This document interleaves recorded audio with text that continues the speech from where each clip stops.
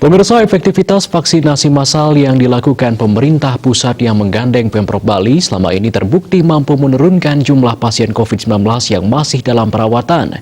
Dalam 2 pekan sebelumnya, pasien dalam perawatan yang ditangani Satgas Penanganan COVID-19 Provinsi Bali terus menunjukkan penurunan yang signifikan. Dan hari ini, jumlah pasien COVID-19 yang masih dirawat kembali menurun menyusul lebih tingginya tingkat kesembuhan pasien dibandingkan pasien baru yang terpapar COVID-19.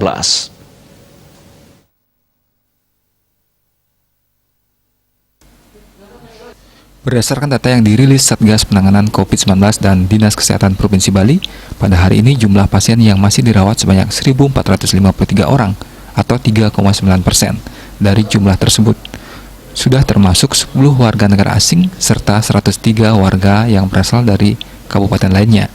Berdasarkan daerah sebarannya, sebagian besar berasal dari Denpasar dan sebanyak 474 orang, diikuti Bandung sebanyak 268 orang, Buleleng 153 orang, Jembrana 110 orang, Tabanan 102 orang, Bangli 83 orang, Karangasem 73 orang, Klungkung 72 orang, dan Gianyar menyisakan 5 pasien.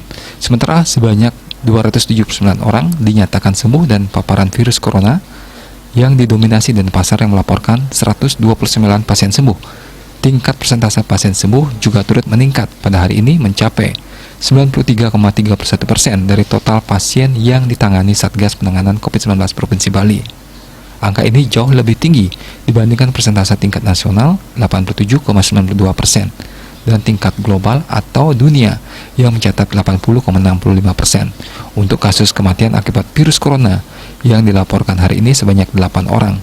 Mereka berasal dari Bandung, Denpasar masing-masing 2 pasien dan sisanya dari Tabanan, Klungkung, Karangasem, dan Buleleng. Total pasien meninggal hingga hari ini mencapai 1.041 orang atau 2,79%. Sedangkan tambahan pasien baru yang terpapar COVID-19 pada hari ini kembali meningkat dibandingkan sehari sebelumnya. Hari ini sebanyak 227 orang dilaporkan positif COVID-19, sehingga total pasien yang ditangani di Bali menjadi 37.304 orang. Rahadi melaporkan untuk Bali TV.